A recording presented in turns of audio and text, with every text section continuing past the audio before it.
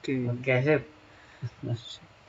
Lanjut ke Dava Zain tadi belum ya?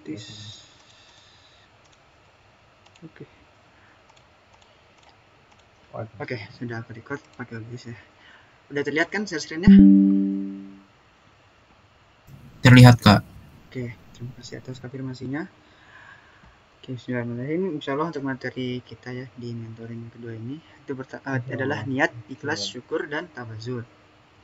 Nah, pengertian niat sendiri itu secara bahasa, niat berarti keinginan atau tujuan. Niat berasal dari dalam hati dengan keinginan untuk melakukan sesuatu. Pada dasarnya masing-masing amal memiliki tempatnya sendiri. Amal yang tempatnya di seluruh anggota badan, di lisan, dan di hati. Contohnya, sholat itu amalnya terletak di anggota badan karena memang untuk gerak-gerakannya. Lalu contohnya yang di lisan itu contohnya itu bacaan sholatnya. Lalu kalau contohnya yang amal di hati itu merenungi sholat. Jika kita tidak melakukan amal pada tempatnya masing-masing, seperti contohnya pada hati, maka sholatnya tidak sah karena hatinya tidak menginginkan sholat. Seseorang yang berniat pada tempat selain hati belum dikatakan telah berniat. Seperti itu ya teman-teman. Jadi ini betapa pentingnya niat gitu. Misal kalau kita sholat tapi niatnya cuma biar nggak dimarahin orang tua, nah itu pahalanya atau ganjarannya ya biar nggak dimarahin orang tua aja, nggak dapat pahala di sisi Allah. Tapi kalau niat kita adalah karena Allah, insya Allah akan mendapatkan pahala. Nah, di sini aku mau tanya nih ke teman-teman. Mungkin ada yang menyebutkan nggak contoh lain dari amalan-amalan dan apa ya kayak letak amalannya tersebut? Ada yang menyebutkan nggak? Misal dari badan tuh ada amalan ini, dari lisan tuh amalan ini, dari hati tuh amalannya apa gitu? Ada yang menyebutin nggak?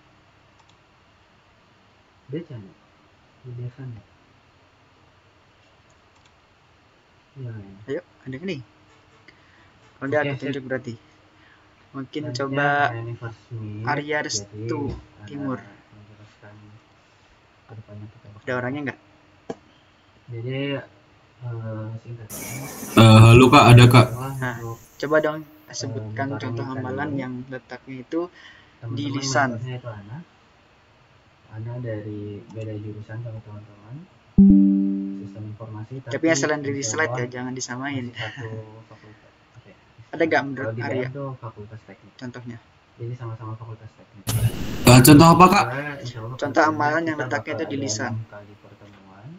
Yang dimana 6 kali pertemuan ini kan kalau di slide tuh contohnya ada bacaan sholat ya. Nah, kalau yang contoh lain gitu selain bacaan sholat yang di lisan tuh apa? Rundownnya Sholawat gitu, Kak. Sholawat, oke, boleh. Makasih ya. Lanjut, ada lagi nggak yang mau yang lain yang mau nyoba jawab? Yang pertama Saya, Kak. Oke, Kron, apa? Mau yang letaknya di mana nih?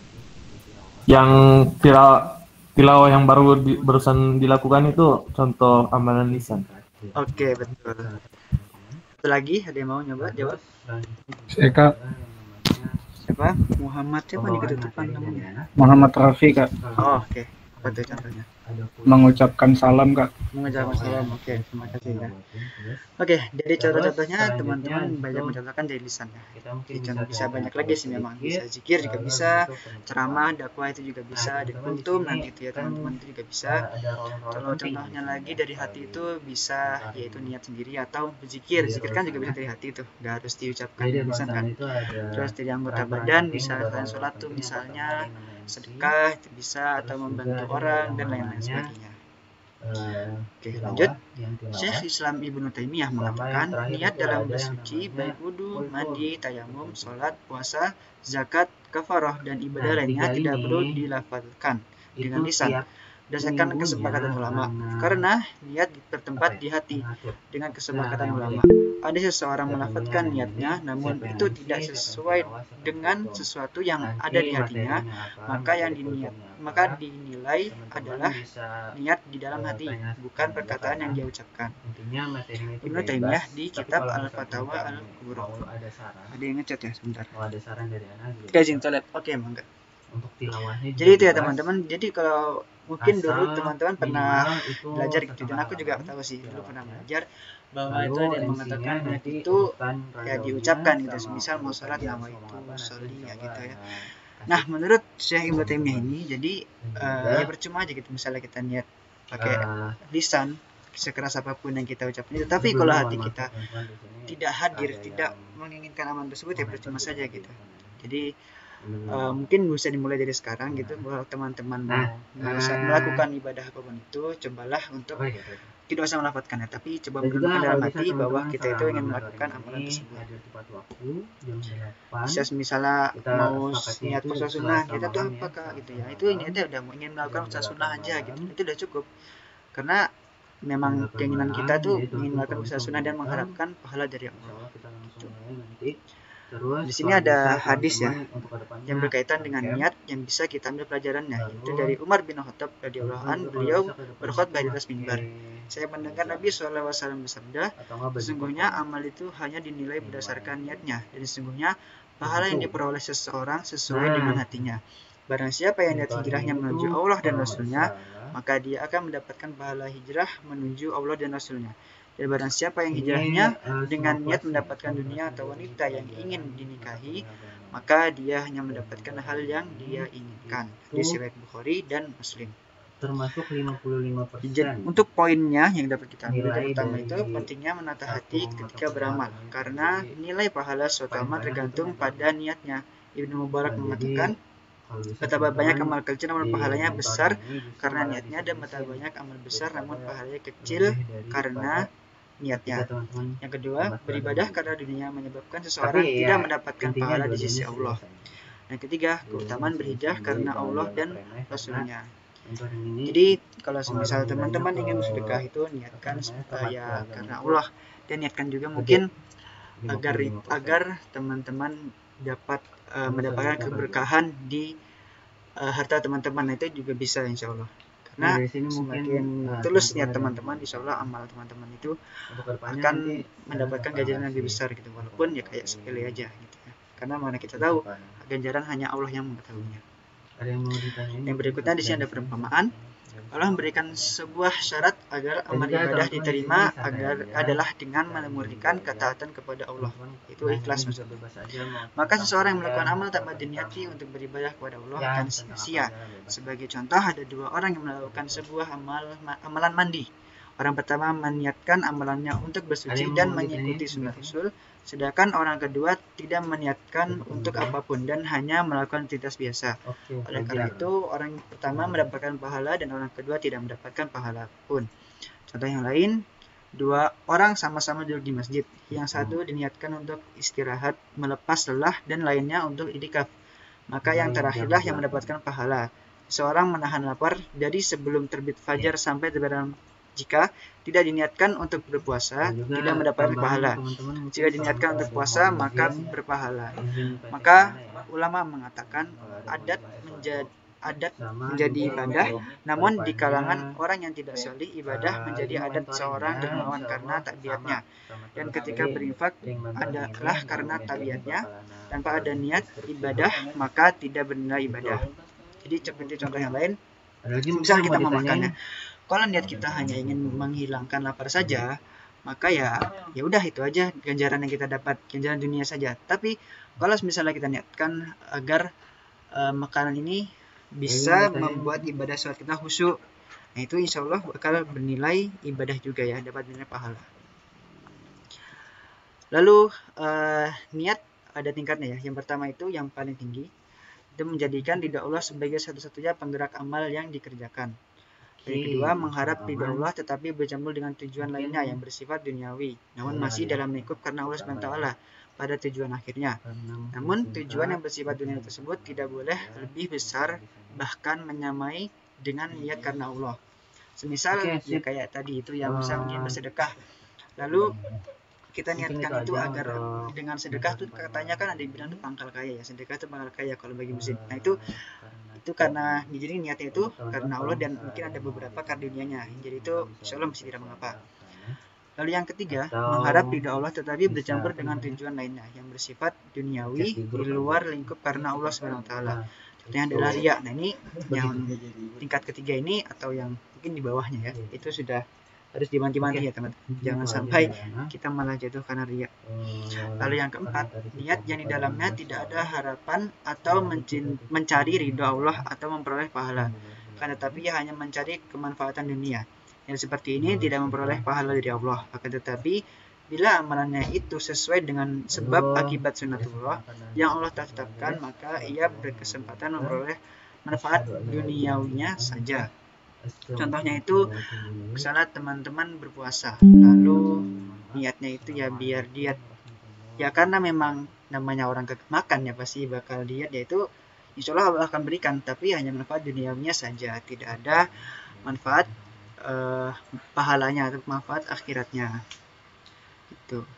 Lalu semisal juga kalau yang lainnya itu kita sedekah biar dibilang dermawan, ya mungkin orang-orang bakal menganggap kita, wah ini orangnya baik, suka memberi, suka sedekah, suka senyum ya.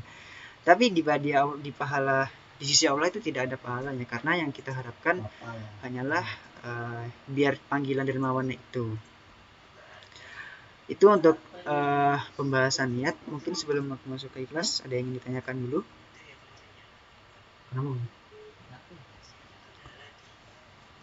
Oke, belum ada ya. Kalau gitu aku lanjut ke pengertian ikhlas. Jadi secara bahasa, ikhlas artinya murni, bersih, dan jernih. Seseorang yang ikhlas memiliki hati yang murni, bersih, dan suci dengan tidak mengharap sesuatu kecuali hanya mengharap ridho Allah Subhanahu wa taala. Imam Al-Susi atau As-Susi mengatakan bahwa ikhlas adalah sebuah rasa di mana seseorang merasa belum ikhlas dalam beramal. Maksudnya adalah apabila seseorang sudah merasa ikhlas dengan apa yang ia lakukan, sebenarnya ia belum benar-benar ikhlas karena hatinya belum merelakan dengan apa yang ia lakukan dan masih terfikir olehnya bahwa ia ikhlas melakukannya. Misal contohnya itu Ilham pengen minta duit ke Yasin, terus habis itu Ilham bilang, minta duit dong 5.000 nih buat jajan batagor misalnya gitu. Terus akhirnya si Yasin ini ngasih duit nih goceng dah, ambil aja tuh. Terus si Ilham nanya lagi, ente ikhlas nggak nih? Terus misalnya Yasin jawabnya, ikhlas kok, ikhlas, bener ikhlas. Ya ikhlas. Nah ini nih bahaya nih ya. Jadi belum tentu yang si Yasin ini katakan ikhlasnya yang di mulutnya itu sesuai dengan apa yang di hatinya. Jadi kalau misalnya memang sudah ikhlas ya udah nggak usah diomongin lah gitu. Biar hati aja yang merasakan bahwa kita tuh memang ikhlas dan tidak mengharapkan imbalan dari si yang penerimanya itu, si Ilham itu gitu contohnya. Lalu ada beberapa tips cara berniat agar ikhlas dalam beramal. Yang pertama itu adalah sungguh-sungguh. Pada setiap melakukan ibadah seharusnya kita melakukannya dengan sungguh-sungguh karena Allah Maha mengetahui setiap amal kita. Pada akhirnya setiap amal kita akan ditimbang dan kita tidak tahu berapa lama kita hidup. Maka dari itu bersungguh-sungguhlah dalam melakukan ibadah agar amal yang kita dapat adalah amal yang terbaik. Mungkin juga bisa di sini tuh kita selalu mengingat kematian gitu ya. Jadi selain kita bersungguh-sungguh dalam amalan, kita juga itu tidak berani-beraninya untuk melakukan sebuah kemaksiatan gitu ya teman-teman. Lalu yang kedua itu ikhlas sendiri. Berarti untuk selalu ikhlas sebelum melakukan ibadah tersebut, karena niat yang ikhlas dapat mendatangkan keberkahan. Allah SWT berfirman, yang artinya orang yang menginfakkan hartanya di jalan Allah kemudian tidak mengiringi apa yang dia infakkan itu dengan menyebut-nyebutnya dan menyakiti perasaan penerima, maka memperoleh pahala di sisi Tuhan mereka. Tidak ada rasa takut pada mereka dan mereka tidak bersedih hati. Lalu yang ketiga, mengikuti amal sesuai dengan Al-Quran dan Sunnah Rasul. Lakukan amal sesuai dengan apa yang ada pada Al-Quran dan sudah dicontohkan oleh Rasul. Dengan kita mengetahui apa isi dari amal tersebut dan dapat mengambil makna dari amal tersebut, insya Allah dapat memudahkan kita untuk ikhlas dalam beramal. Misal amalan syukur gitu.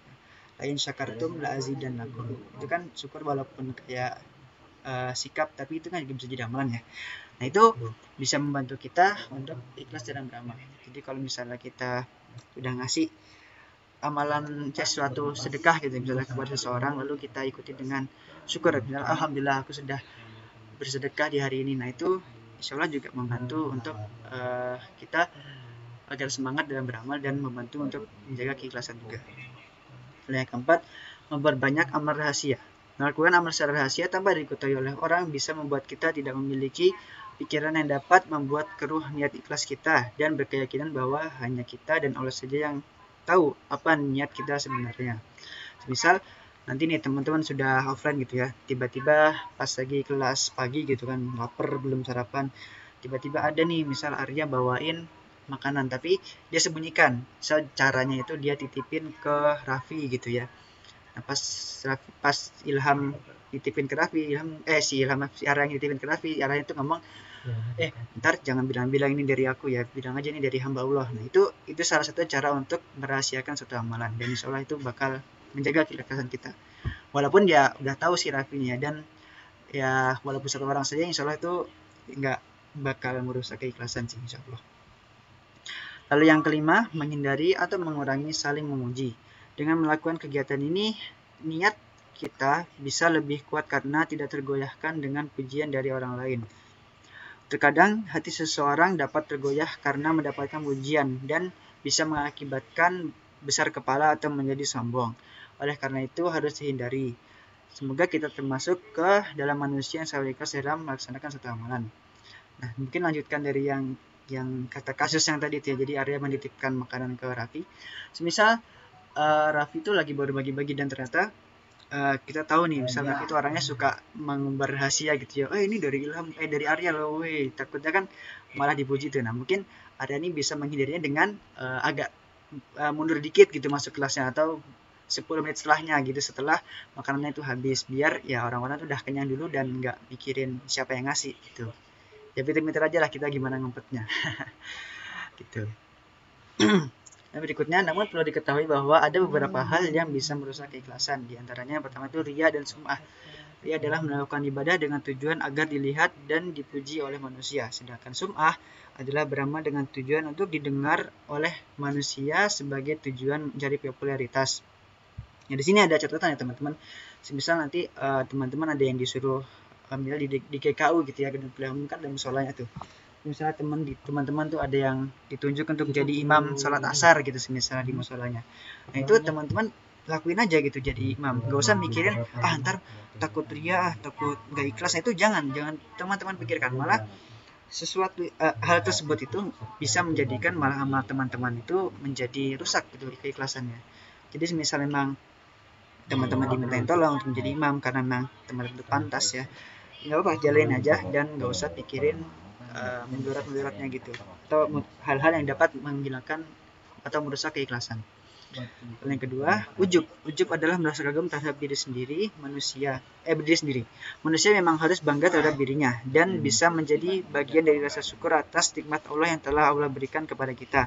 Namun bila terlalu bangga bisa menjadi perkara awal kita menyekutukan Allah dengan diri sendiri. Sebagai contoh, apabila seseorang terlalu bahagia dengan keberhasilan yang ia capai dan merasa tinggi hati sampai-sampai ia lupa bahwa itu semua berkat Allah, dan ia juga beranggapan bahwa itu semua adalah kerja kerasnya, tidak ada campur tangan Allah di dalamnya.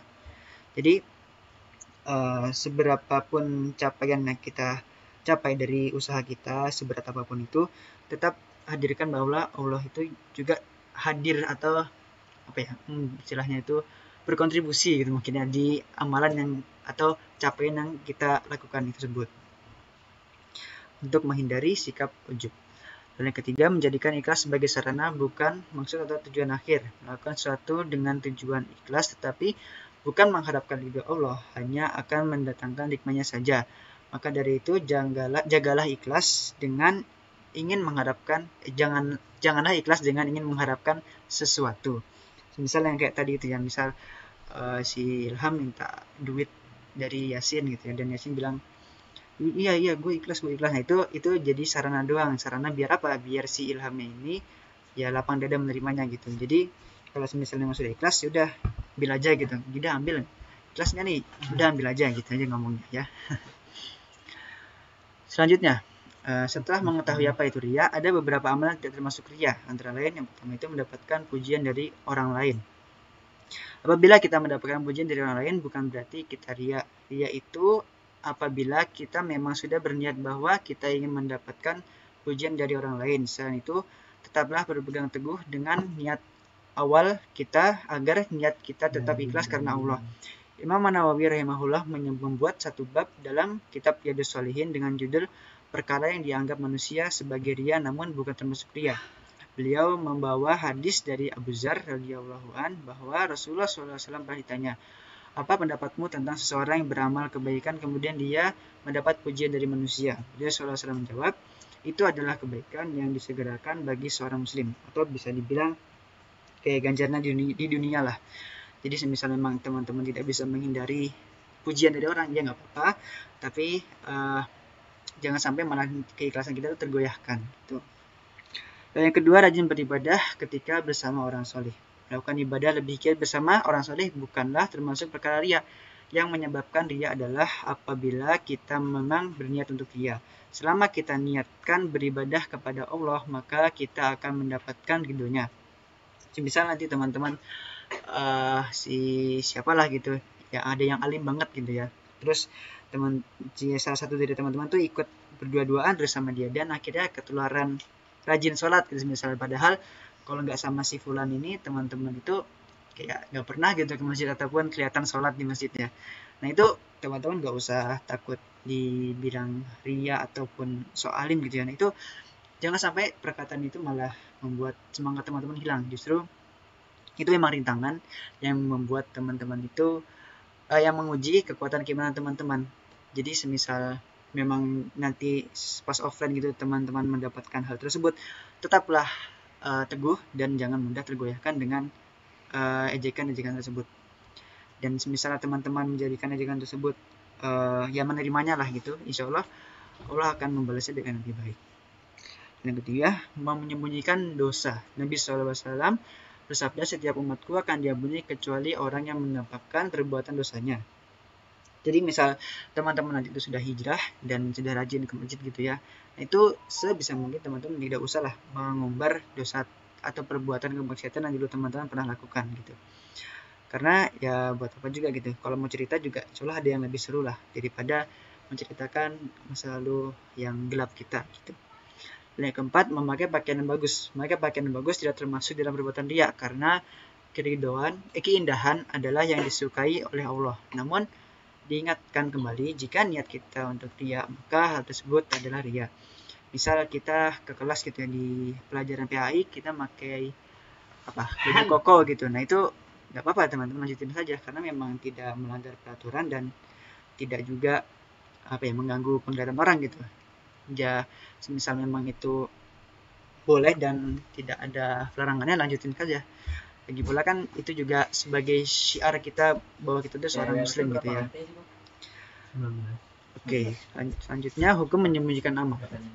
Dalam surat Al-Baqarah ayat 271 yang artinya, jika kamu menampakkan sedekah-sedekahmu maka itu baik, dan jika kamu menyembunyikannya dan memberikannya kepada orang-orang fakir maka itu lebih baik bagimu, dan Allah akan menghapus sebagian kesalahan-kesalahanmu, dan Allah Maha teliti apa yang kamu kerjakan. Misal nih teman-teman, mungkin contoh yang selain di slide ya. Jadi mungkin teman-teman sudah mulai rajin melakukan sedekah, dan orang-orang di sekitar teman-teman itu memang awam banget gitu dan melihat mungkin belum mengetahui bagaimana indahnya Islam gitu ya. Maka nggak apa-apa teman-teman itu menampakkan bagaimana sih Islam yang bagus itu gimana gitu ya, selalu bersedekah, selalu tepat waktu, teman-teman kayak ya menampakkan diri teman-teman itu insya Allah tidak apa-apa gitu ya. Jadi kalau misalnya di lingkungan teman-teman itu memang orang-orangnya awam, belum mengenal Islam banget, nah itu tidak apa-apa teman-teman. Karena bisa jadi orang-orang sekitar teman-teman itu malah akan terbawa atau mengikuti amal baik dari teman-teman. Tapi kalau misalnya memang di lingkungan teman-teman itu orangnya sudah alim-alim semua, sudah rajin ibadah semua, nah itu tidak usah ditampakkan lagi, karena buat apa juga, mereka juga udah rajin gitu kan, malah jatuhnya ya kayak pamer gitu. Nah, di sini ada beberapa ibadah yang tidak bisa kita sembunyikan, contohnya melakukan ibadah haji, umroh, sholat jamaah, dan sholat Jumat. Nah, itu emang bisa lagi ya. Maksudnya kalau misalnya yang malah bisa disembunyikan kayak sedekah tadi itu ya. Kalau memang teman-teman ingin tampakkan dan memang di lingkungan teman-teman itu orang-orang yang masih awam dengan agama, nah itu lanjutkan saja. Insya Allah tidak apa-apa. Mengapa kita diutamakan untuk melakukan ibadah secara sembunyi-sembunyi? Ulama menjelaskan keutamaan menyembunyikan amal karena bisa lebih menjauhkan kita dari sifat riya. Rasulullah SAW sabda, 7 golongan yang berada di bawah naungan Allah pada hari di mana tidak ada naungan kecuali naungan Allah, yaitu salah satunya ialah seseorang yang bersedekah lalu dia menyembunyikannya hingga tangan kirinya tidak mengetahui apa yang diinfakkan oleh tangan kanannya. Hadis riwayat Bukhari dan Muslim. Itu ya salah satu keutamaan dari menyembunyikan suatu amalan. Di sini ada kisah dari Abu Bakar radhiyallahu anhu tentang ikhlas ya. Jadi Abu Bakar itu dulu menginfakkan seluruh hartanya untuk dakwah Islam. Hal ini tidak pernah terjadi apabila tidak memiliki iman yang kuat, iman yang menusuk ke dalam hati. Semua digunakan fisabilillah. Harta yang diinfakkan oleh Abu Bakar hampir seluruhnya diinfakkan. Sampai-sampai Rasulullah SAW menegur Abu Bakar, apa yang kau gunakan untuk membiayai kehidupanmu dan keluargamu? Wahai Abu Bakar, sesudah seluruh hartamu engkau sedekahkan. Lalu Abu Bakar dengan tegas mengatakan, aku masih mempunyai Allah dan Rasulnya.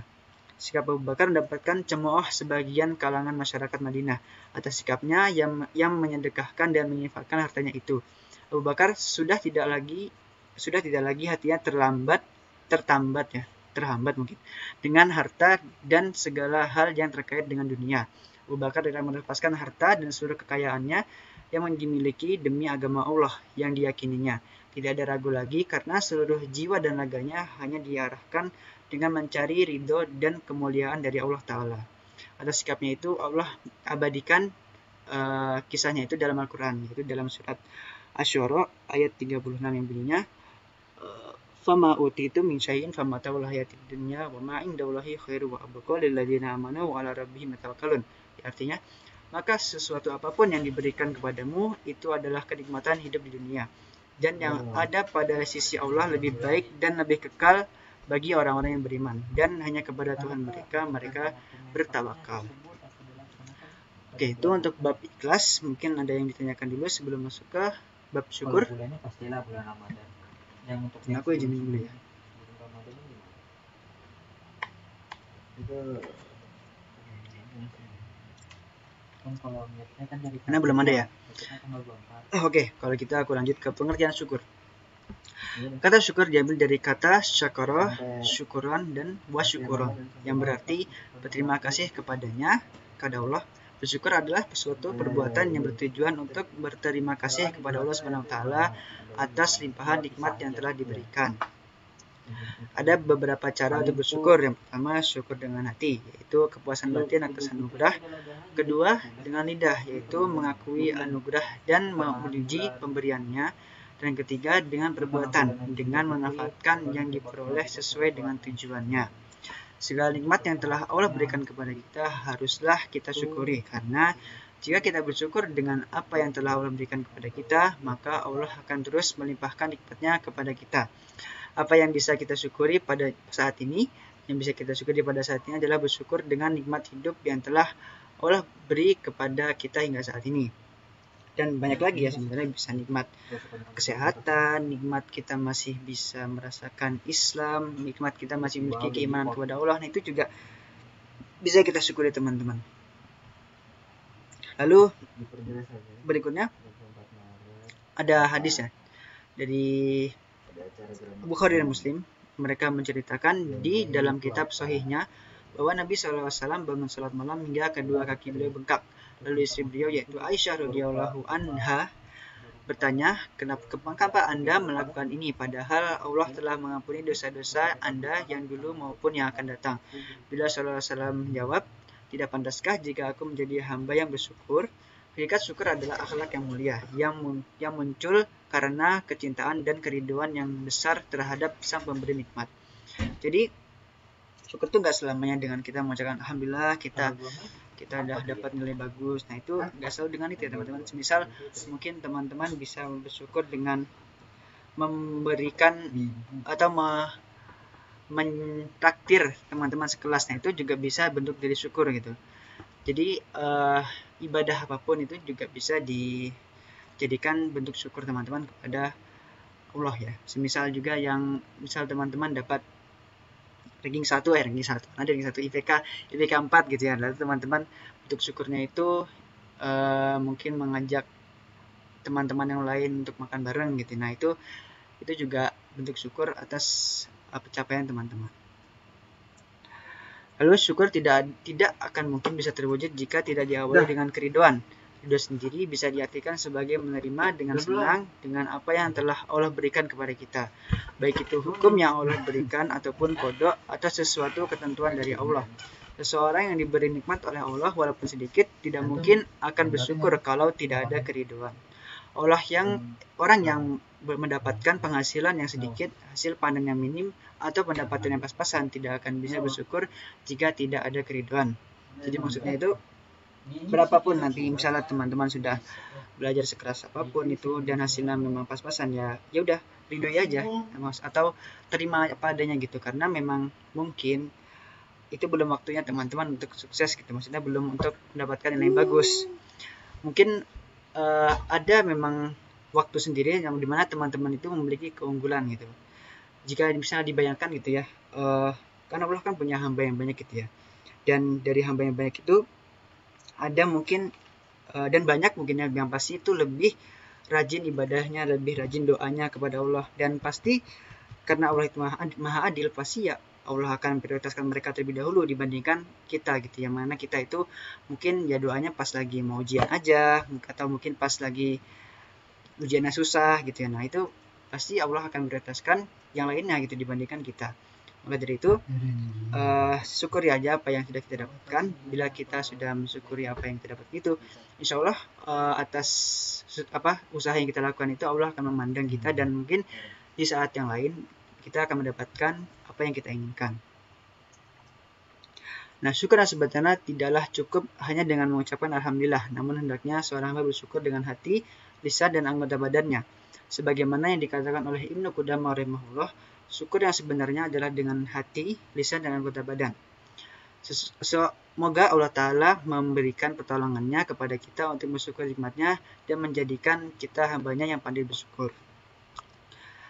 Lalu di sini ada kisah Nabi Ayub ya, panjang juga, mungkin nanti teman-teman bisa membaca sendiri yang lebih detailnya.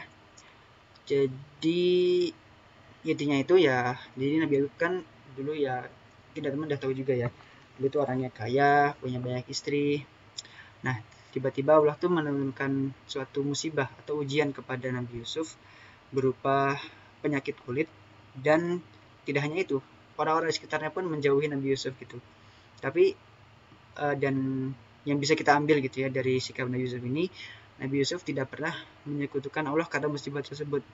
Nabi Yusuf paham bahwa apa yang terjadi pada dirinya itu memang karena kesalahannya juga gitu. Mungkin karena memang Nabi Yusuf itu sudah terlalu terombang-ambing dengan hartanya sehingga melupakan Allah, dan akhirnya Allah menurunkan suatu azab agar Nabi Ayub itu kembali kepada Allah. Dan akhirnya di akhir cerita Nabi Yusuf diberikan kesembuhan berupa munculnya mata air, dan akhirnya mata air tersebut Nabi Yusuf gunakan untuk mandi dan Allah sembuhkanlah penyakitnya. Nah, di sini sudah ada hikmah-hikmahnya juga. Dan itu untuk bab syukur. Mungkin ada yang ditanyakan dulu?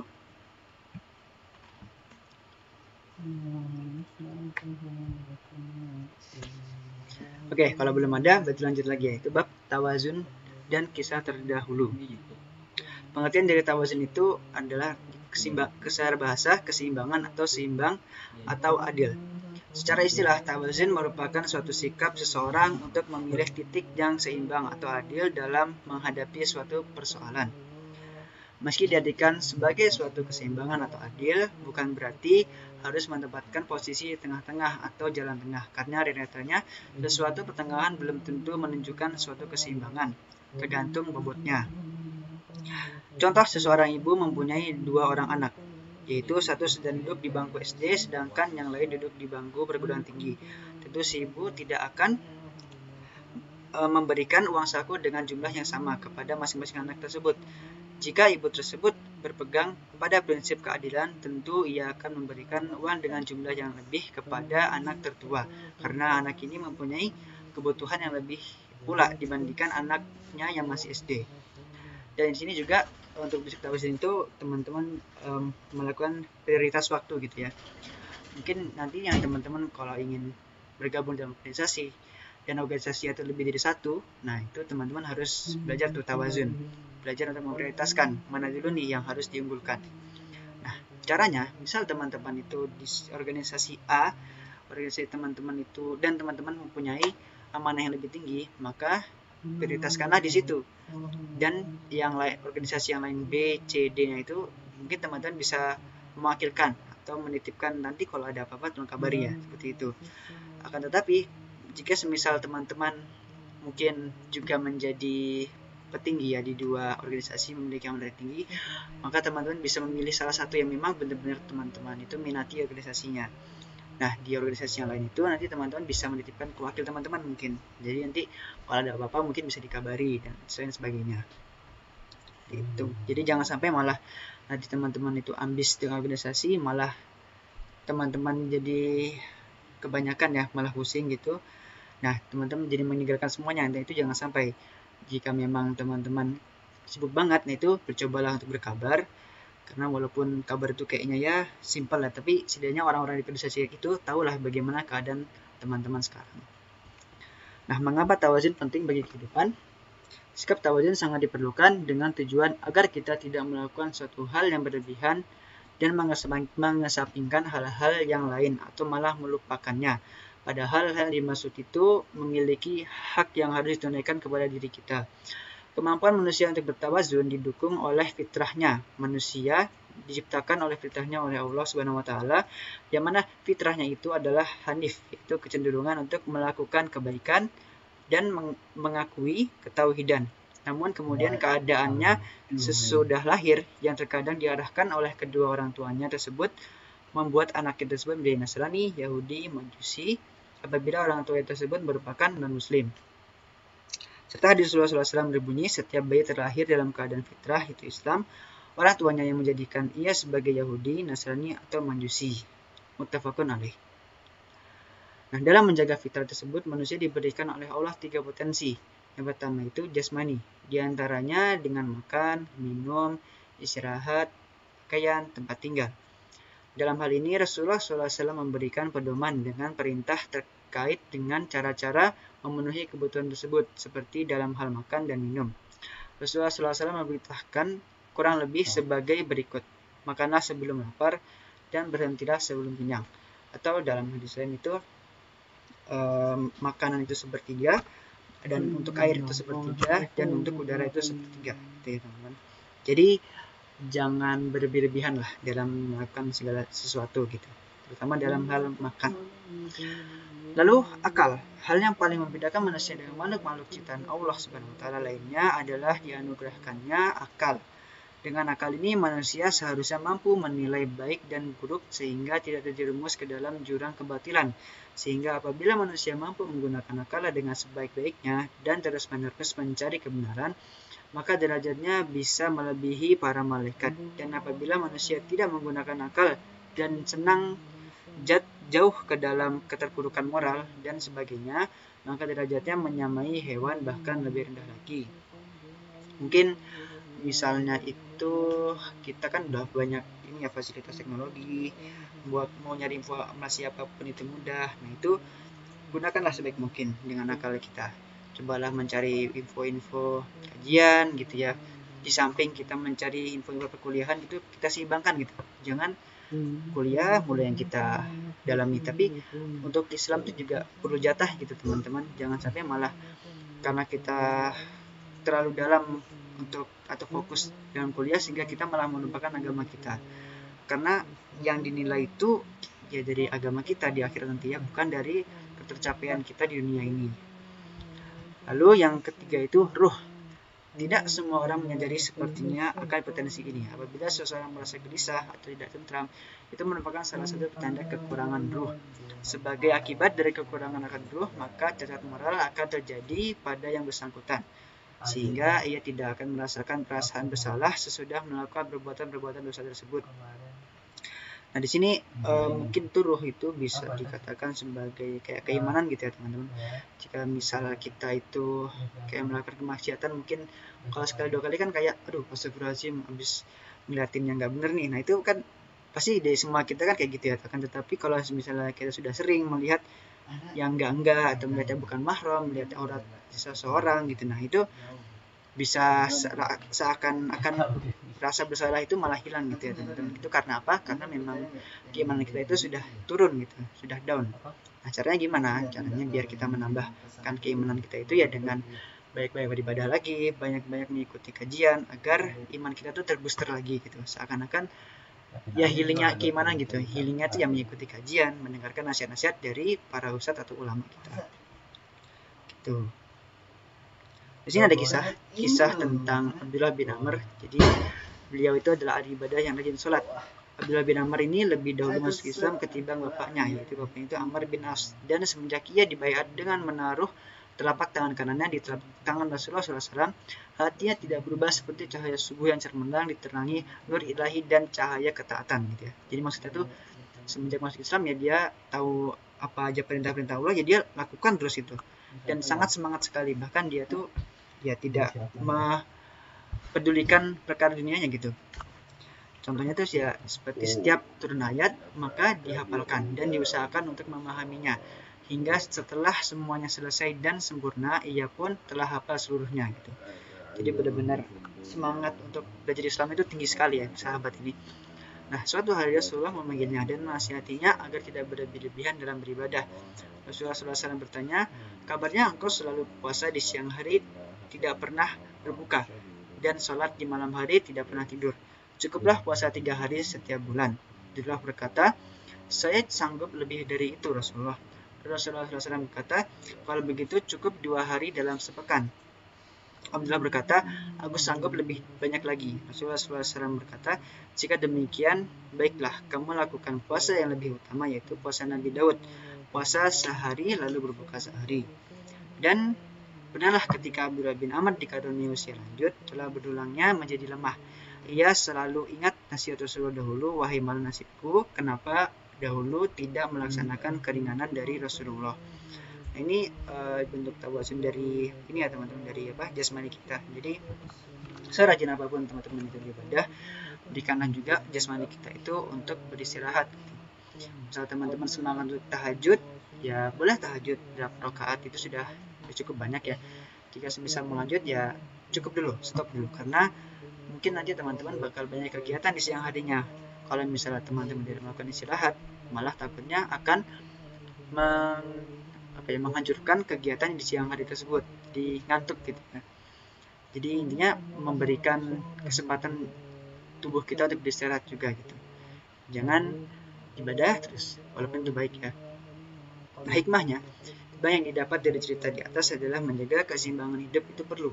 Rasulullah SAW memerintahkan kita untuk bersikap tawazun, seperti dapat diambil contoh kisah para sahabat Rasulullah SAW yang kurang lebih seperti ini. Ada 3 orang sahabat Rasulullah SAW datang kepada beliau dan mengutarakan maksudnya masing-masing. Orang yang pertama mengatakan bahwa dia tidak akan menikah selama hidupnya. Kemudian ada yang mengatakan bahwa dia akan berpuasa setiap hari dan terus menerus seumur hidupnya.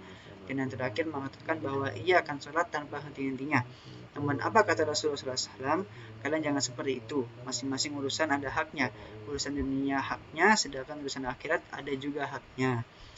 Jalankanlah hak itu dengan seimbang. Gitu, ya. Ini ada dalilnya dari surat Al-Qasas ayat 77. Dan carilah apa yang telah dianugerahkan Allah kepadamu, yaitu kebahagiaan negeri akhirat, dan janganlah kamu melupakan kebahagiaanmu dari kenikmatan duniawi. Dan berbuat baiklah kepada orang lain sebagaimana Allah telah berbuat baik kepadamu.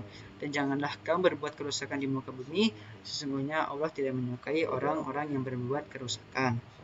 Jadi jangan sampai kebalik ya teman-teman, malah teman-teman nanti janganlah melupakan akhirat, itu salah ya teman-teman. Tapi janganlah melupakan dunia.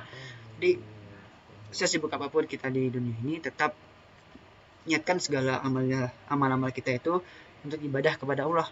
Karena memang tujuan kita di dunia ini adalah untuk mengumpulkan amal-amal sebelum di hari kiamat nanti. Jika kita terlalu mementingkan dunia saja, kita hanya mencari manfaat dunia saja, maka itu bagus memang, tapi di akhiratnya kita akan miskin. Kita hanya akan kaya di dunia saja.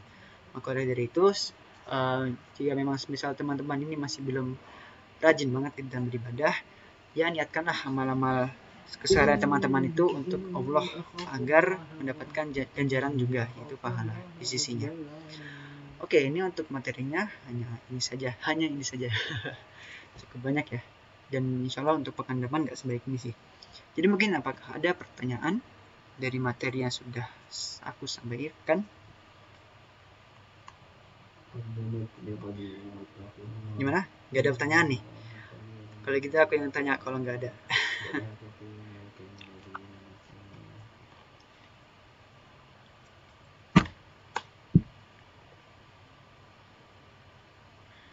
Coba deh, kalau gitu aku yang nanya nih ya. Mungkin Mumtaz. Ada nggak Mumtaz? Halo Kak. Oke. Coba dong, apa itu pengertian dari tawazun? Halo. Ya, halo. Halo Kak. Coba kamu sebutin apa itu pengertiannya tawazun. Sore-sore tidak ada ayah saya. Gimana? Kamu lagi ngomong sama orang? Enggak, tadi ayah saya lagi masuk, dia baru pulang kerja. Oh. Ayo kenapa tadi Kak? Ini pengertiannya tawazun. Coba dong sebutin.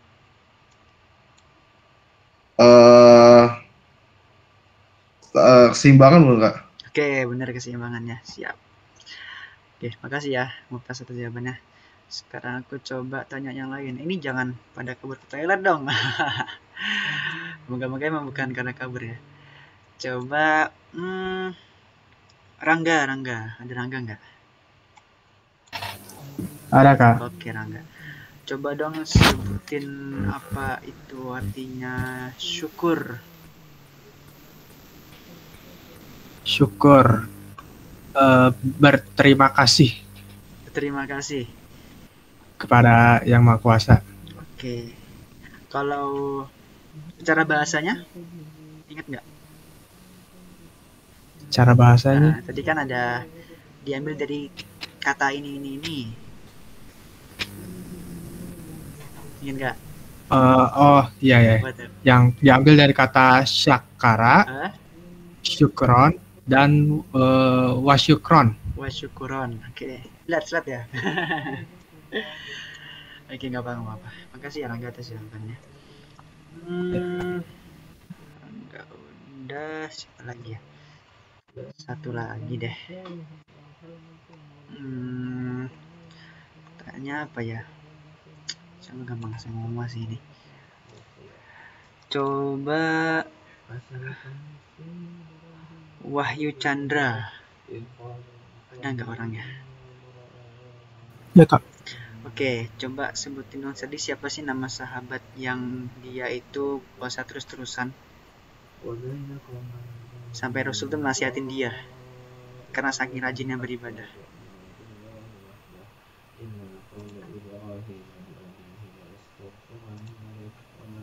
Siapa yuk? Abdullah siapa? Abdullah kan banyak.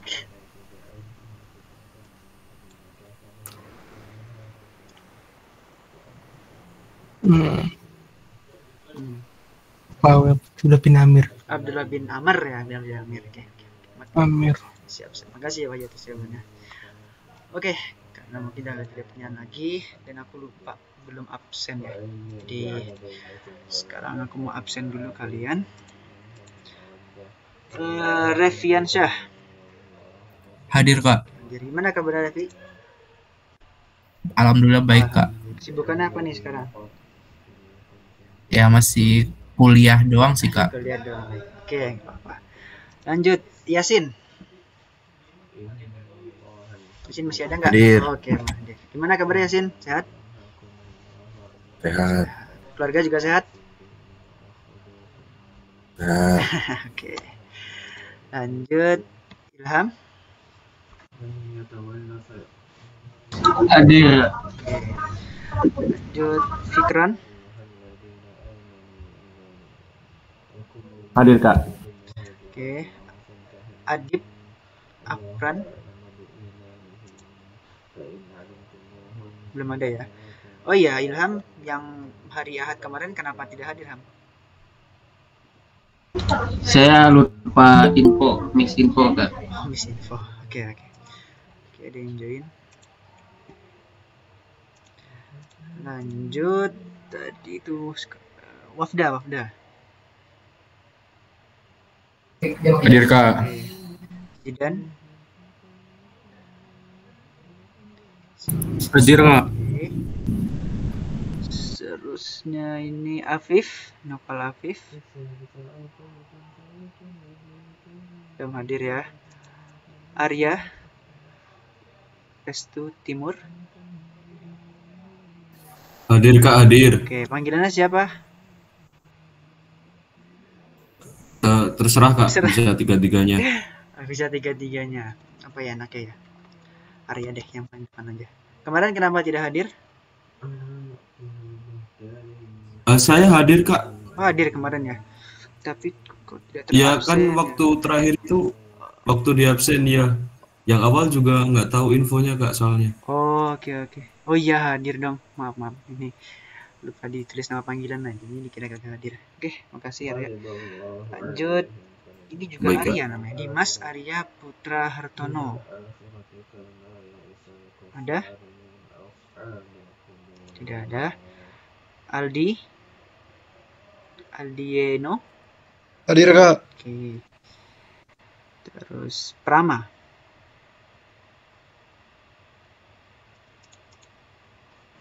Belum menjawab. Terus Wahyu. Tadi ada ya. Udah kan? Ini koneksi. Udah. Oh, siap. Fauzan. Hadir Kak. Siap. Brian. Hadir Kak. Oke. Indra. Hadir Kak. Kemarin nggak hadir ya? Kemarin hadir sempat sebentar Kak, tapi saya ada permasalahan jaringan karena saya lagi di perjalanan Kak. Oh, Jadi nggak join sampai beres gitu Kak, sorry. oke. Panggilannya siapa nih? Aldi aja Kak.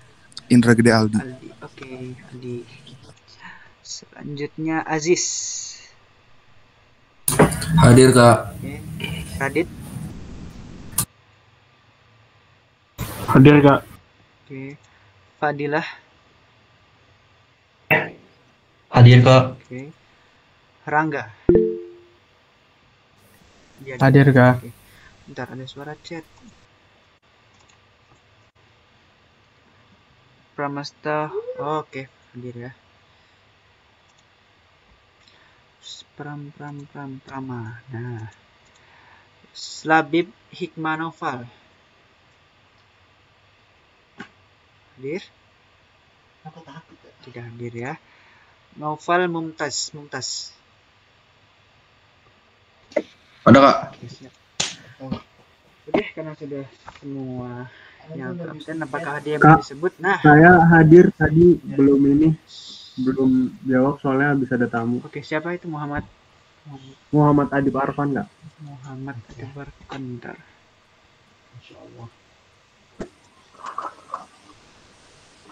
Nggak ada namanya ya? Bentar, apakah jangan-jangan kamu juga salah mentor ya?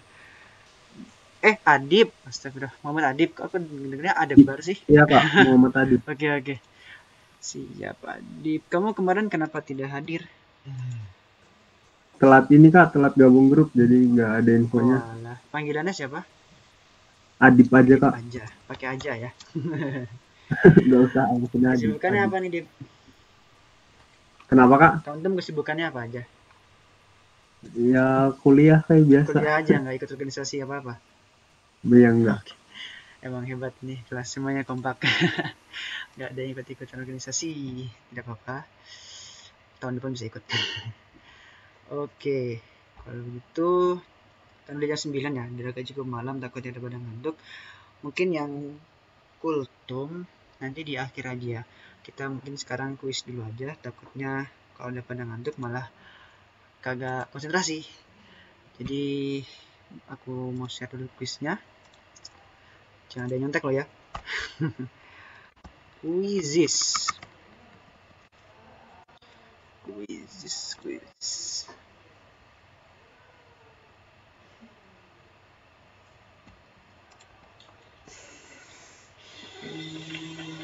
Maaf kalau berisik, maaf banget ya, maaf banget. Mana nih quiz 2, quiz M2. Oh ini. Start quiz klasik. Terus partisipan attempt-nya unlimited, nggak apa-apa. Timer default. Person in the robot. Oke, soal udah benar semua settingannya. Continue.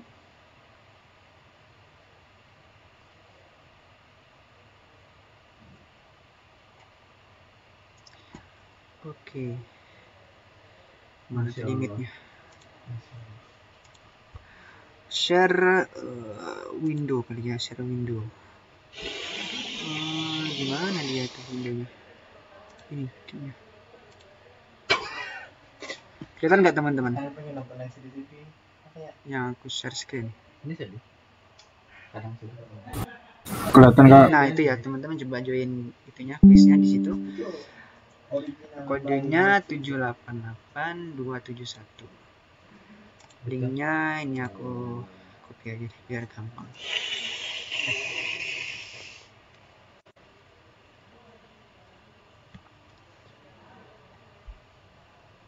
Enggak. Oke, bisa diakses ya teman-teman untuk quiznya. Bisa diakses nggak? Oh iya, kalau bisa namanya nama asli. Tolong jangan pakai nama samaran. Biar aku nggak susah input nilainya. Pakai nama asli ya, please, nama asli. Aku tunggu. Ini pakai nama aja Kak. Iya, pakai nama aja. Gak usah pakai name. Aku lah ribet lagi masukin. Nabela. Belum ada ya? Oke. Aku tunggu sampai 21.15 ya. Film sedih.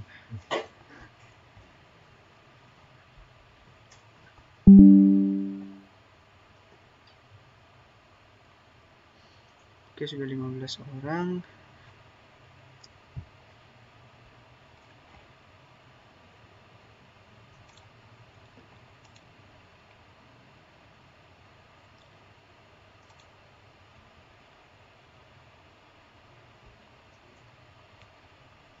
Masih ada 3 menit lagi ya. Bagi yang belum join, segera join.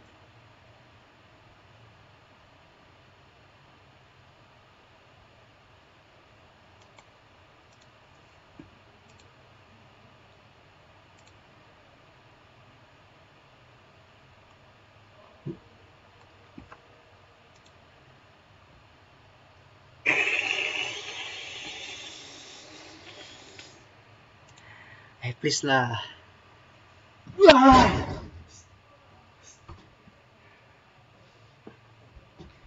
Tarik nafas.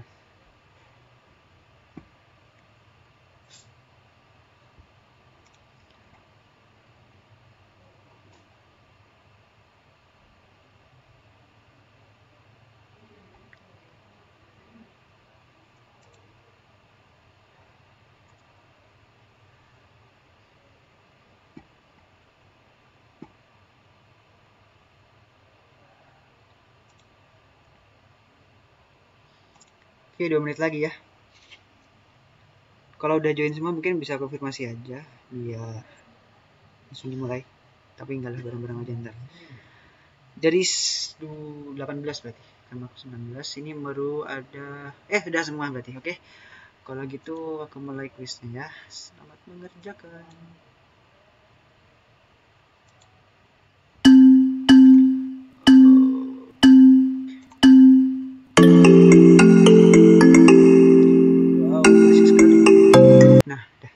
Senyap.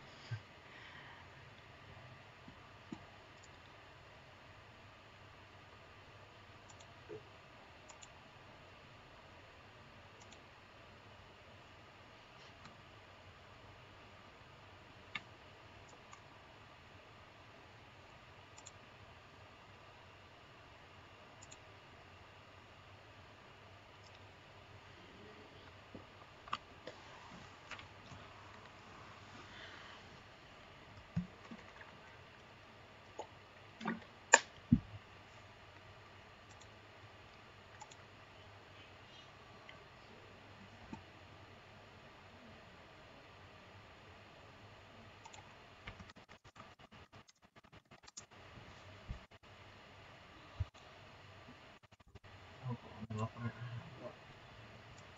nggak kuat nggak dan seterusnya fokus kalian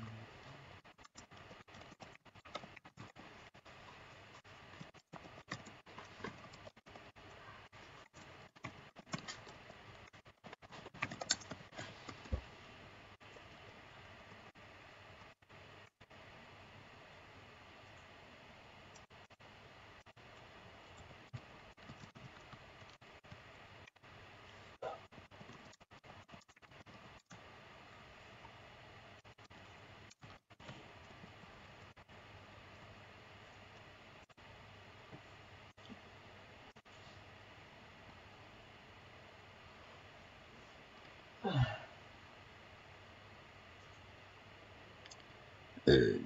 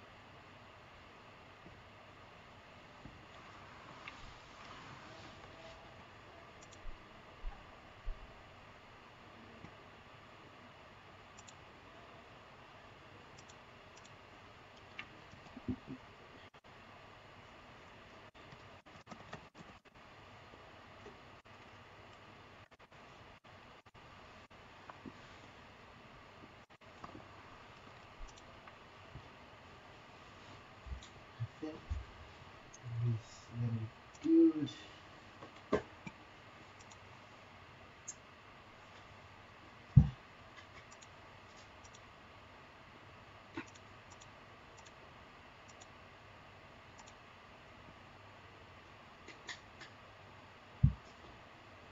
Habisin dulu nih. Ini apa?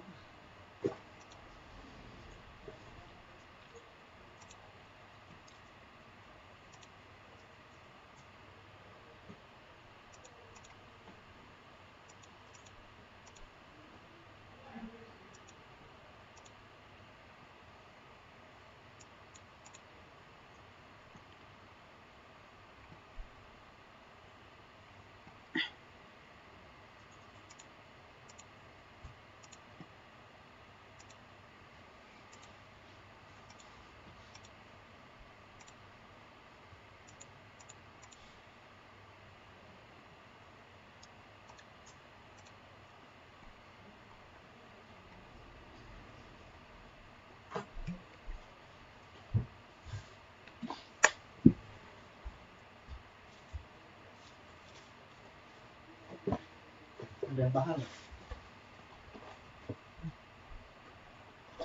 Sayap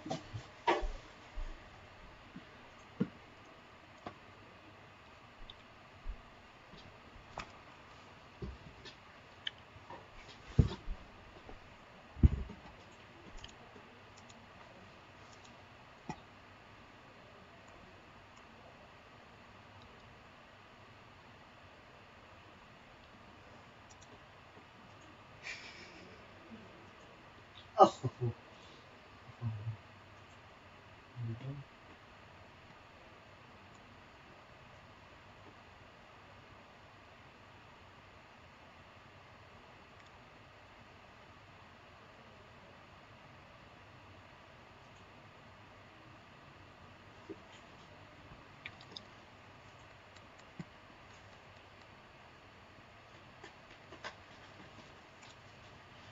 Oke, sudah ada beberapa yang selesai ya. Yang lain mungkin bisa dipercepat juga pengerjaannya, tetap teliti.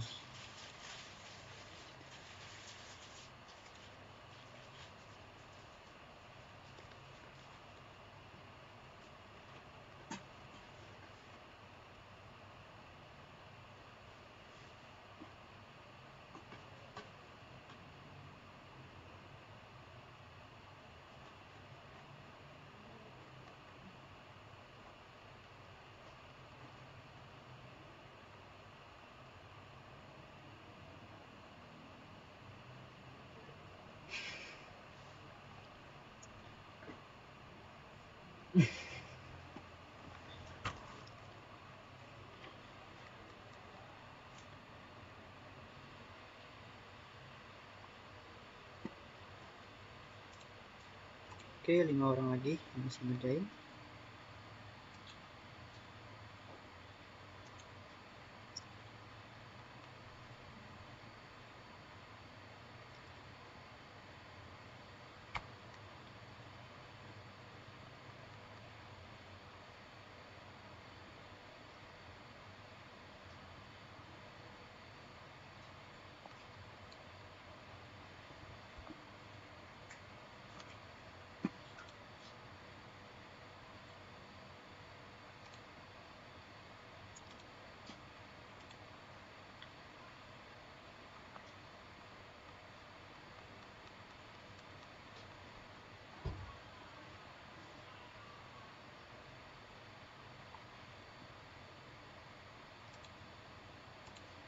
Oke, 2 orang lagi. Yuk.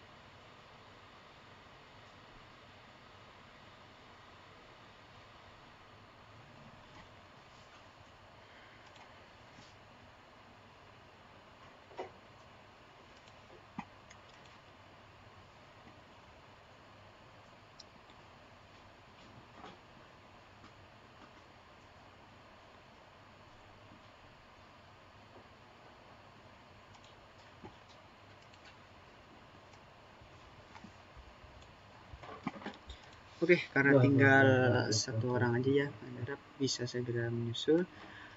Mungkin untuk mentoringnya sekian aja ya. Nah, buat yang kultum, setelah aku tutup mentoringnya ini tetap di sini ya, biar aku nilai dulu bagaimana kultumnya. Dan mungkin sebelum aku tutup, dari teman-teman ada yang mau ditanyakan nggak? Apapun deh.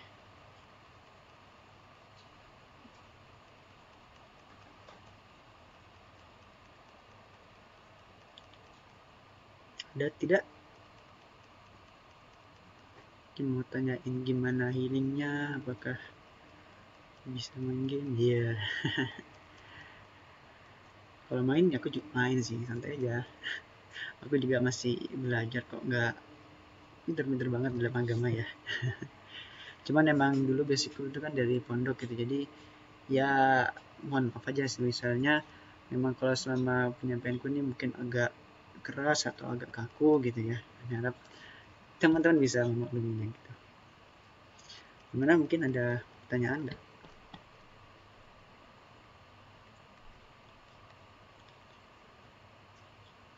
Nah mungkin biar nanti nggak ribet lagi yang milihnya yang kultum, mungkin buat pekan depan ada yang mau mengajukan diri untuk kultum nggak? 4 orang juga sama kultum sekaligus tilawah.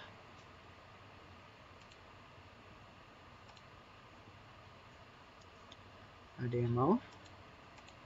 Temanya aku bebasin, kalau misalnya bingung nanti aku bakal kirimin materinya kok, santai aja.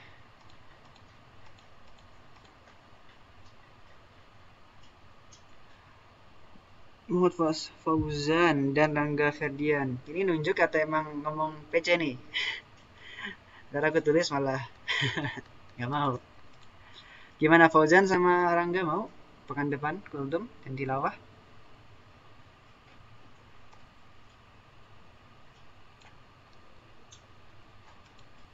Halo, Rangga, Fauzan?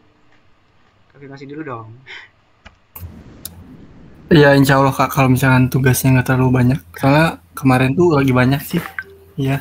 Ya, dicicil aja lah gitu. Oke. Iya. Apa?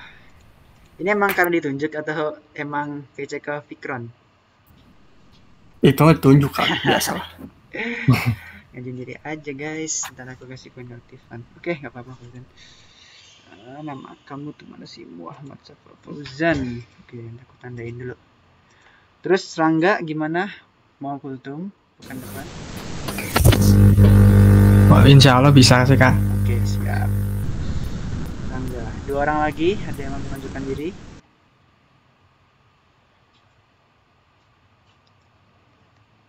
Jangan nunggu ditunjuk lah. Mending dari Ayo deh Kak, boleh Kak. siapa nama antum? Selalu saya tutupi R-nya nih apa?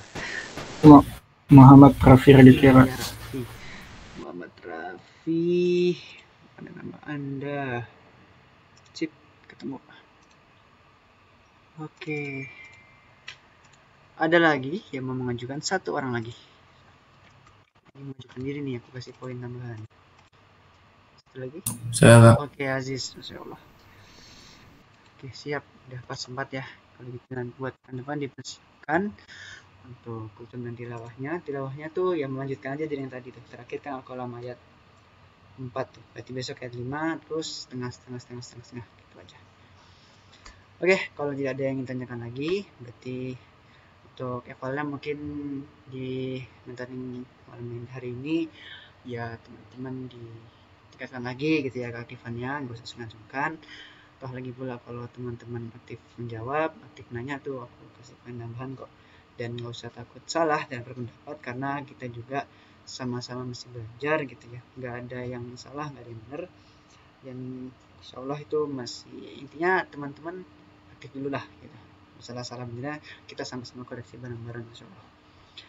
Itu, dan aku juga mohon maaf jika seandainya mungkin dari penyampaianku kurang maksimal, dan aku juga mohon maaf kalau lingkungan atau tempatku ini kurang kondusif ya, basic.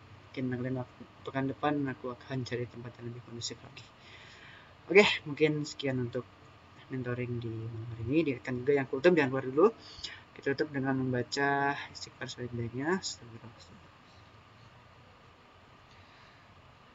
Setelah membaca alhamdulillah dan kita sempurnakan dengan membaca doa kafaratul majelis. Subhanakallahumma wa bihamdika asyhadu an la ilaha illa anta astaghfiruka wa atubu ilaik. Oke, sebelum keluar mungkin bisa on cam dulu biar aku SS buat bukti kehadiran. Bisa on cam, mungkin dulu yuk. Oke, muka-mukanya lusuh dengan tugas kuliah.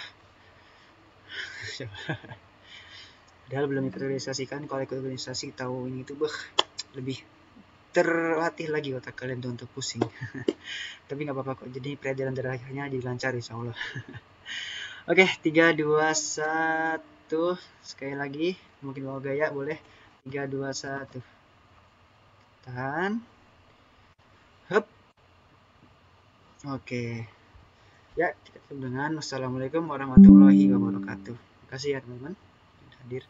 Waalaikumsalam warahmatullahi wabarakatuh. Terima kasih Kak. Terima kasih Kak. Bagus. Ya. Oh, dia lagi Oke, yang kultum. Dia lagi pintar. Siapa yang mau duluan? Mangga.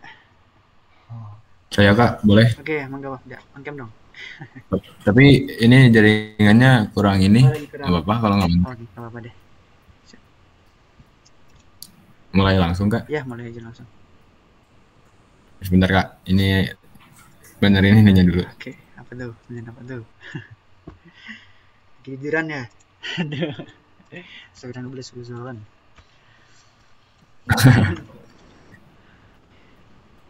Mungkin aku terus. Assalamualaikum warahmatullahi wabarakatuh. Saya Muhammad Wafda. Dalam kesempatan kali ini saya akan kultum tentang berbuat baik.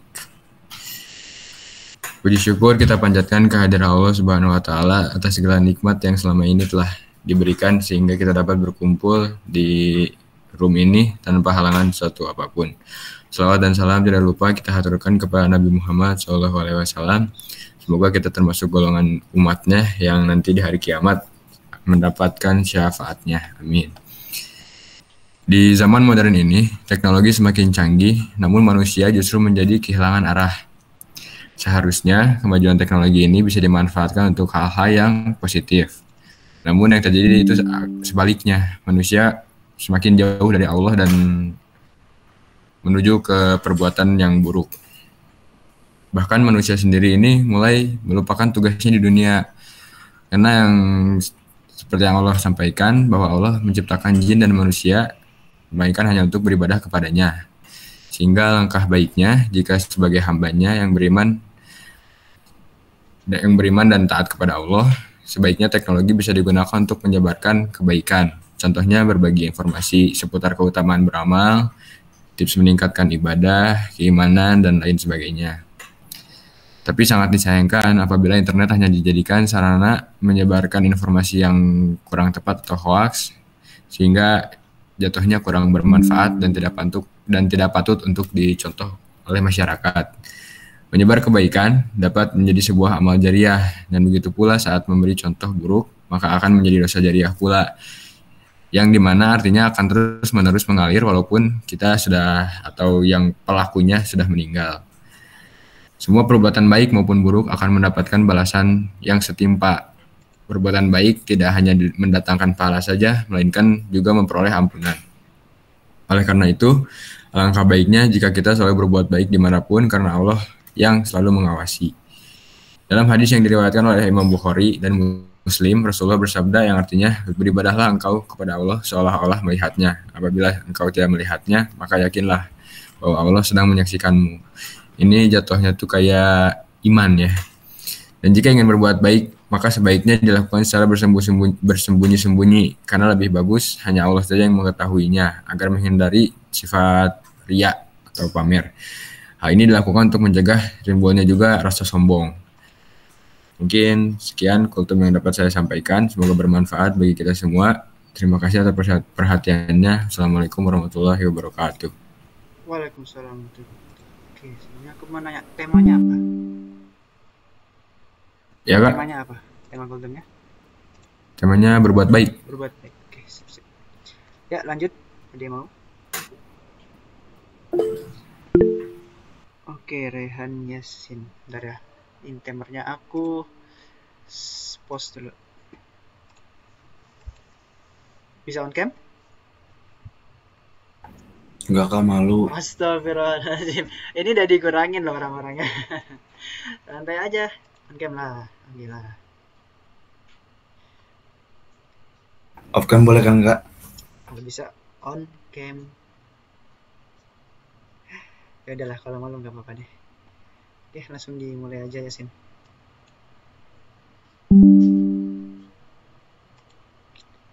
Oh ya, sebelum mulai aku mau nanya.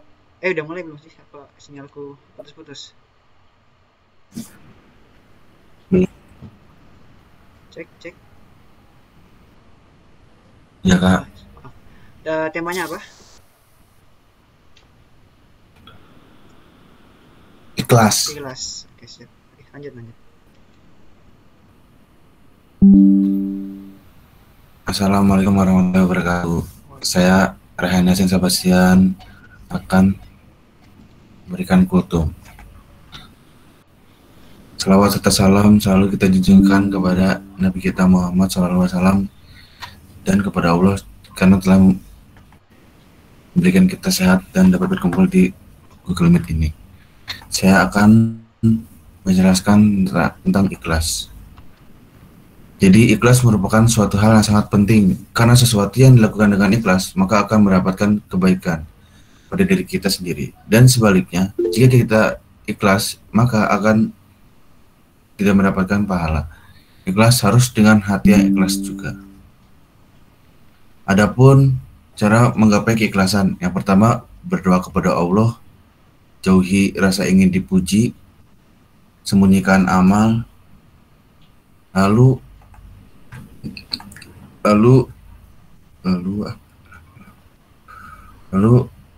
keutamaan yang dapat kita dalam melakukan keikhlasan, yaitu mendapatkan pertolongan dari Allah. Ketika kita beramal hanya karena Allah, maka mudah bagi Allah untuk mengutamakan kita ketika kita membutuhkan pertolongan. Sesuai dengan surat Al-Fatihah ayat 5 yang artinya hanya kepadamulah kami menyembah dan hanya kepadamulah kami memohon pertolongan. Surat ini menegaskan kepada kita bahwa ketika kita menyembah hanya kepada Allah, maka Allah pula lah yang akan menolong kita secara langsung. Begitu pula sebaliknya, ketika kita mendoakan Allah dalam ibadah kita, maka sebenarnya Allah tidak akan menolong kita. Lalu yang kedua ada mendapat petunjuk Allah. Ada doa terikat petunjuk Allah yang selalu kita ulang-ulang setiap hari.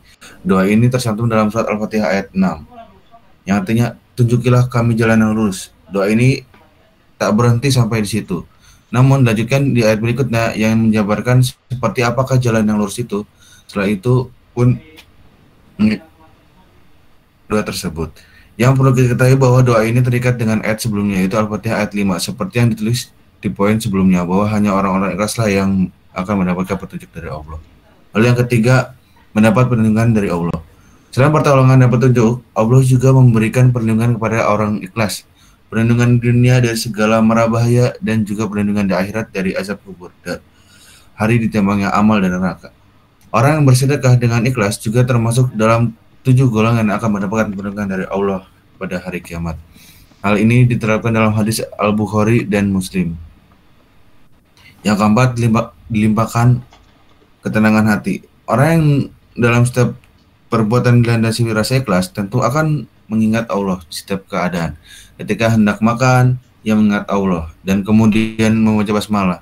Ketika hendak tidur, ia pasarkan hidup dan matinya kepada Allah. Begitupun ketika hendak bekerja, ia paham bahwa Allah selalu mengawasi setiap geraknya. Yang kelima, terlindung dari sifat akhir. Berdasarkan hadis yang diriwayatkan oleh Bazar, diterangkan mengenai 3 perkara yang menjadikan hati seorang mukmin sehingga ia tidak menjadi pengkhianat. Ketiga perkara tersebut adalah ikhlas beramal kepada Allah, memberikan nasihat yang baik bagi pemimpin kaum muslimin, dan berkomitmen pada jamaah kaum muslimin. Keenam, amalan ikhlas bisa menjadi sarana tasawul. Tasawul artinya memberikan pertolongan kepada Allah dengan perantara yang diberikannya. Sekian tutup dari saya. Wassalamualaikum warahmatullahi wabarakatuh. Pas. Waalaikumsalam warahmatullahi wabarakatuh. Terima kasih Yasin atas waktunya. Enggak, kalau mau live apa-apa.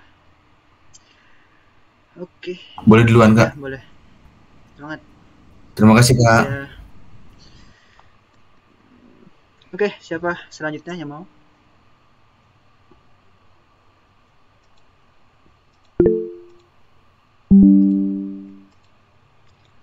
Ya, Revi, mangga boleh. Temanya apa? Tentang niat dan ikhlas, Kak. Niat dan ikhlas. Bisa on cam? Ya. Oh ya, benar.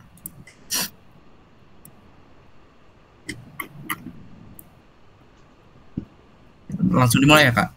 Ya, langsung mulai. Assalamualaikum warahmatullahi wabarakatuh. Alhamdulillahirabbil alamin wa bihi nasta'in wala umuruddin waddin wassalatu wassalamu ala asrofil anbiya'i wal mursalin wa ala alihi washabihi ajmain amma ba'du. Pertama-tama dan yang paling utama, marilah kita panjatkan puja dan puji syukur kita kehadirat Allah Subhanahu wa taala, karena berkat rahmat dan hidayahnya lah kita dapat berkumpul di Zoom meeting pada malam hari ini. Salawat serta salam semoga selalu tercurah kepada Nabi Muhammad SAW. Langsung saja saya akan sedikit berkultum tentang niat dan ikhlas.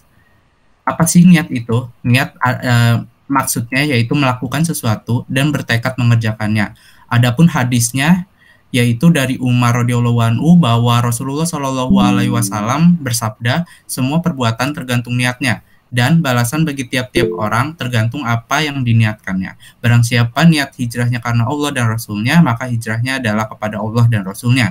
Dan barang siapa niat hijrahnya karena dunia yang ingin digapainya, atau karena seorang perempuan yang ingin dinikahinya, maka hijrahnya adalah kepada apa yang diniatkannya. Hadis riwayat Bukhari. Lalu setiap perbuatan yang niatnya keliru, sekalipun perbuatan itu terlihat bagus, maka pahala perbuatan tersebut kosong. Lain sekali dengan sahabat-sahabat beliau yang dengan keikhlasan hatinya bersusah payah menempuh jarak yang demikian jauhnya untuk menyelamatkan keyakinan kalbunya. Pahalanya pun besar. Sekali karena hijrahnya memang dimaksudkan untuk mengharapkan keridhaan Allah dan Rasulnya. Sekalipun datangnya hadis mula-mula tertuju pada manusia yang salah niatnya ketika ia mengikuti hijrah, tetapi sifatnya adalah umum. Para imam mujtahidin berpendapat bahwa sesuatu amal itu dapat sah dan diterima, serta dapat dianggap sempurna apabila disertai niat. Niat itu ialah sengaja yang disembunyikan dalam hati, ialah seperti ketika mengambil air wudhu, sembahyang, dan lain sebagainya. Lalu yang kedua, ikhlas. Ikhlas merupakan kesucian hati yang dalam beribadah atau beramal untuk menuju kepada Allah Subhanahu wa Ta'ala. Ikhlas adalah suasana kewajiban yang mencerminkan motivasi batin ke arah beribadah kepada Allah dan ke arah membersihkan hatinya dari kecenderungan untuk melakukan perbuatan yang tidak menuju kepada Allah. Adapun hadisnya itu sesungguhnya Allah tidak melihat atau menilai bentuk tubuhmu dan tidak pula menilai kebagusan dari wajahmu, tetapi Allah melihat keikhlasan dari hatimu. Hadis riwayat Muslim. Ikhlas dalam setiap ketentuan Allah, baik itu baik ataupun buruk, karena itu hanyalah manusia yang diri ini sendiri adalah milik Allah. Kapanpun kita dan segala yang Allah berikan sebagai nikmat di dunia ini dapat diambil kapanpun dan dimanapun. Oleh karena itu, menjaga agar diri ini senantiasa ikhlas dalam setiap ketetapan itu amatlah sangat penting. Setiap manusia selalu mengharap diberkahi dengan kenikmatan hidup, baik itu keluarga, harta, tahta, semua adalah karunia yang diberikan Allah dalam wujud nyata dan terlihat. Selain itu, masih banyak nikmat tak terlihat yang kadang kita tidak sadari, seperti nikmat sehat, bernafas, bahkan ketika kita dapat merasa ikhlas itu juga adalah nikmat yang luar biasa. Ikhlas itu memang tidak mudah, tetapi ketika dalam jiwa ini selalu dipupuk untuk ikhlas karena Allah, maka akan bersemayamlah iman yang tak ternilai harganya. Bahkan keikhlasan pada setiap takdir Allah itu tidak dapat dibeli walau serupiah pun harganya.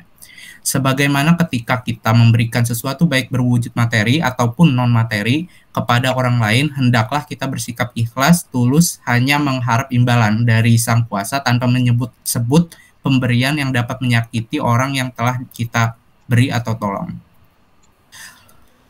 Adapun hadisnya yaitu masalah pertama tentang keutamaan niat. Nabi Shallallahu alaihi wasallam bersabda, sesungguhnya apapun bergantung dengan niatnya. Beliau Shallallahu alaihi wasallam juga bersabda, sesungguhnya Allah tidak memandang kepada rupa kalian, tidak pula kepada amal-amal kalian, namun Allah hanya memandang hati kalian dan niat tulus dari kalian. Sekian kultum dari saya. Terima kasih. Wassalamualaikum warahmatullahi wabarakatuh. Waalaikumsalam warahmatullahi wabarakatuh. Terima kasih atas kultumnya. Oke, terakhir pikiran.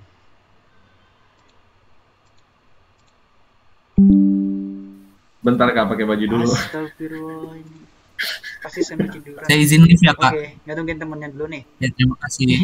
Oke, sama-sama.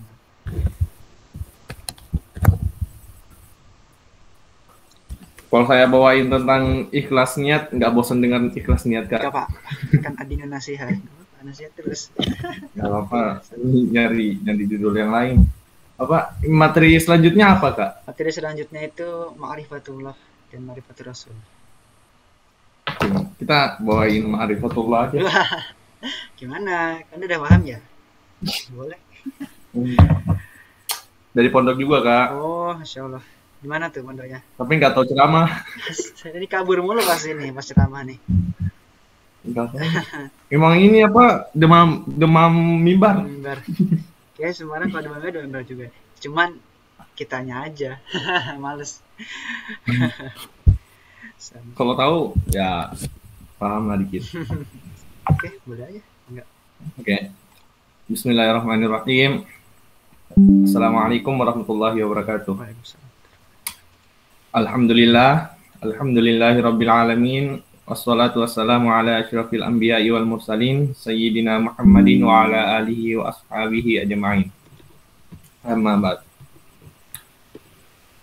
Puji syukur kita panjatkan kepada kehadirat Allah Subhanahu wa taala dan tak lupa pula kita kirimkan salawat dan salam kepada junjungan kita Nabiullah Muhammad sallallahu alaihi wasallam. Allahumma shalli ala sayyidina Muhammad. Oke, pada kesempatan yang di sini udah mau jam 11 enggak? Pada kesempatan yang mubarakah ini, meski pendengar kita cuma satu orang, di sini saya secara pribadi akan membawakan kultum tentang ma'rifatullah, tentang ma'rifah. Lebih spesifik kepada ma'rifatun nafs menuju kepada ma'rifatullah. Oke, boleh. Berbicara tentang ma'rifah sendiri memiliki asal kata isim berasal dari isim madi arafa ya'rifu, kemudian berbentuk masdar secara tidak beraturan menjadi ma'rifatun. Itu artinya mengenal atau mengetahui. Jadi ma'rifatullah dapat disimpulkan secara bahasa bahwa itu tentang bagaimana kita mengenal Allah. Mengenal Allah, pentingnya mengenal Allah. Nah, kita memberikan sebuah perumpamaan bagaimana kita pentingnya mengenal seseorang. Misal kita mengenal presiden Jokowi misalnya. Kalau Jokowi, misal kita tidak mengenal bahwa Jokowi itu seorang presiden. Kita cuma ketika dia lewat di hadapan kita pasti kita biasa aja. Kita melihatnya hanya sebagai bapak-bapak paruh baya dengan postur yang kurang gemuk, begitu. Nah, dan apabila kita mengenal benar-benar mengenal seorang Bapak Jokowi, pasti kita akan menunjukkan sikap yang berbeda. Apa itu kagum atau kayak takut gitu, karena ada kasus. Nah, itu pentingnya mengenal. Nah, kita hubungkan kepada ma'rifatullah, mengenal Allah. Kan kita diciptakan di dunia ini dengan perintah beribadah. Tidaklah diciptakan manusia melainkan hanya beribadah kepadaku. Itu perkataan Allah sendiri melewati kalamullah. Nah, bagaimana kita bisa mempercayai, bagaimana kita bisa menuruti perkataan itu tanpa kita mengenal siapa yang memberi perintah itu. Misal kayak kakak sendiri, jika memberi perintah saya kultum, jika saya menganggap kakak sebagai mahasiswa biasa, bukan sebagai mentor saya mungkin nggak mungkin mau nurut kan.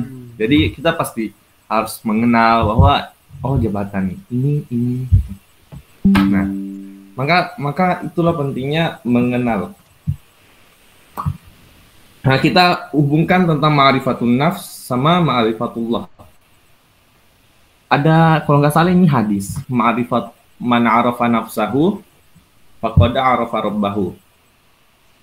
Barang siapa yang mengenal dirinya sendiri, maka ia telah benar-benar mengenal Allah.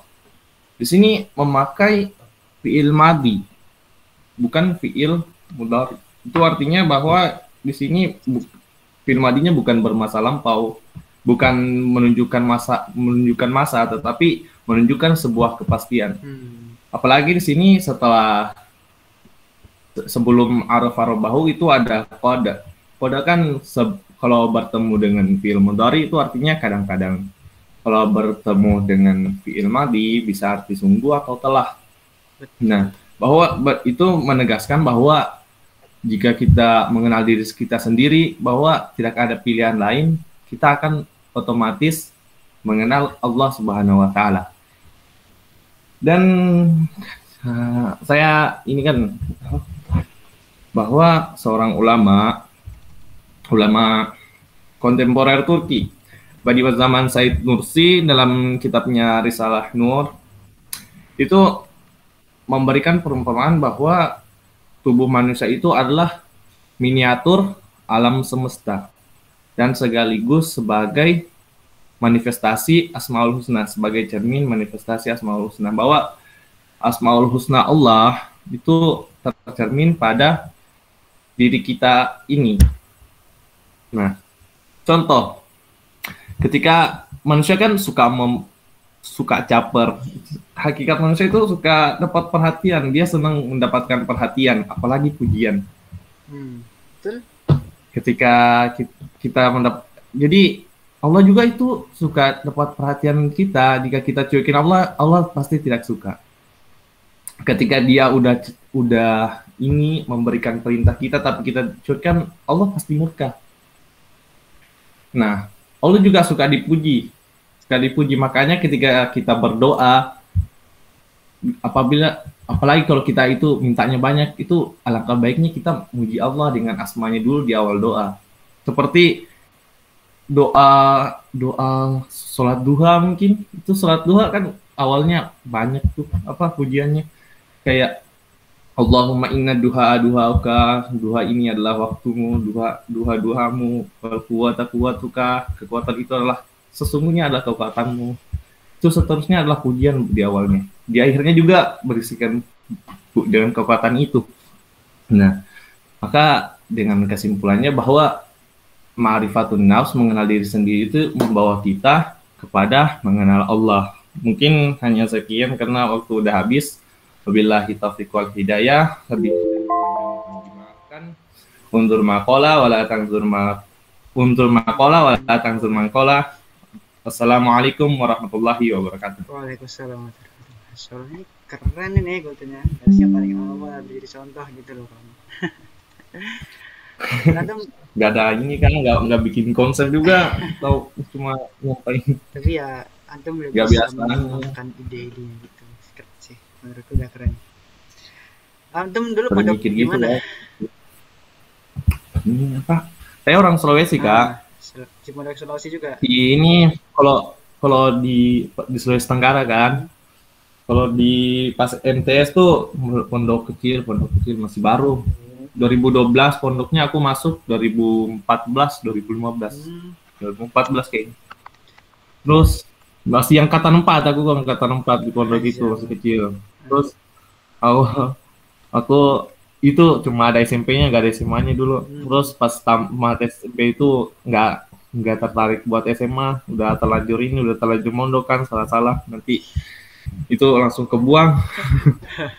Ya, langsung nakal gitu. Biasanya kalau habis SMP ketat-ketatnya kan ketat banget itu pas SMP. Bangun 2:30 gitu. Paling kalau lulus nanti jadi kayak burung baru keluar dari kandang. Apa-apa dilakuin. Jadi cari pondok. Oh, dapat di Bone di Sulawesi Selatan. Jadi pindah provinsi gitu. Nah, pondoknya tuh tahu ini enggak Nasaruddin Umar. Aku juga nggak tahu nama pondok. Ini Nasaruddin Umar, ini Profesor Nasaruddin Umar. Kalian nggak tahu ya? Jarang searching. Di pondoknya itu. Yang ini Kak, apa yang pimpin doa pas debat Pilpres. Waduh, Pilpres lagi tuh. Ada Saya tuh lagi yang di pondok, saya nggak ikutan nonton, mana saya tahu. Saya nonton Kak, dia di pondok tetap nonton. Aduh. Soalnya Beda sih lihat Ustadz nonton jadi Nggak ikut nonton nonton. ya. Aduh, saya mah nggak suka Kita ya. bicara tentang politik Gitu sih. gitu. Jadi mondok situ 3 tahun, kayak pergaulan di situ kurang bagus sih. Kurang bagus. Pondoknya kurang bagus.